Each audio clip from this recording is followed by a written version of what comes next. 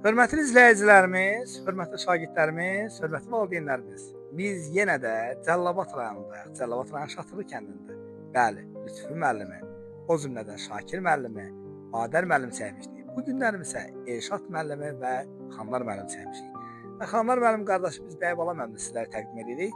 Eyni həyatda ideal olaraq Xanlar müəllimi seçibdi. Ona baxıb biologiya müəllimi olubdu və sevirdi biologiya müəllimi olubdu. İstəyirəm ki, sizlərə təqdim edeyim.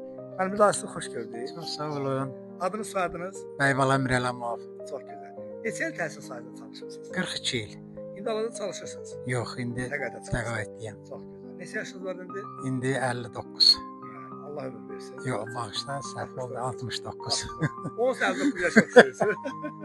19 yaş oxuyursunuz. Yox, mən bayaqlarki söhbətdə də dedim, indi bu dəqiqədə əgər ehtiyac duyularsa, mənim elə ruhən, yəni elmi cəhətdən, ya fiziki cəhətdən heç bir problemim yoxdur. Bu gün də müəllim işləməyə hazıram. Cavan qalmaq sizin yoldaşınız yoxsa uşaqlarınızdır?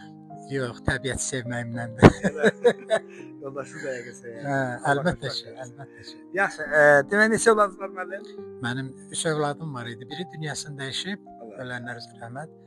İkisi hal-hazırda yaşayır. Biri Fövqəladə Hallar Nazirliyinin işçisidir, Cəlilabad şöbəsində işləyir. Adı nədir? Ziya Mirəlamov. Oğursa övladınız? Oğursa övladım isə Ramil Mirəlamov. O elektrik şəbəkəsində işləyir, monitör. Həyat yoldaşınız var da, biz anamız qarşıladı, gözəl qarşıladı.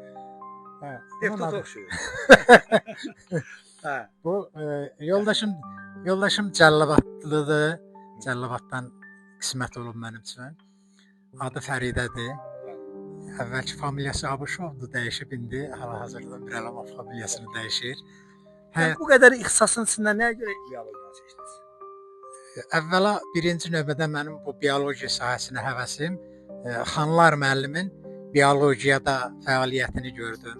Onun təcrübələrini gördüm və onun müəllim işləməyini gördüm. Xanlar müəllim həmçinin şagird, mən onun şagirdi olmuşam. Yəni oradan qaynaqlandı məndə həm də ki təbiətə bağlılığımla. Bu gün 2025-ci il 23 oktyabr tarixidir. Mən Vüsal Kəlbəzər və bizim bölgə kameramanımız Ceyhun bəy və bizim illərin tanınmış jurnalisti Zülfiyə xanım da sizin qonağınız olmuşuq. İllər sonra bu kadrlara baxacaqlar. Nəvələrinizə, nəticələrinizə, övladlarınıza öz ürək sözü nə deyə bilərsiniz? Əslində nəvələr, nəticələr mənim bu kənddə yaşayan bütün uşaqlar hamısı məni özüm üçün, yəni nəvə nəticə hesab edirəm. Amma qaldı ki, öz nəvələrim, yəni nəvələrimin hamısına ali təhsil arzulayıram. Yəni ali təhsilli olsunlar. Yəni vətənə dəyər vətəndaşımız.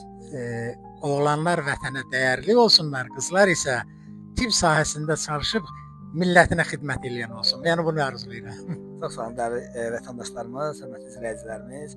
Biz də sizə can sağlığı arzu edirik. O gün olsun ki, sizin 70, 75, 80, 90 yaşında, 86 yaşı var Xanlar müəllim. Maşallah, cavan oğlan aşı. Sizin də inşallah 86. Sağ olun, təşəkkür edirəm. Gələn qədəmləriniz var olsun.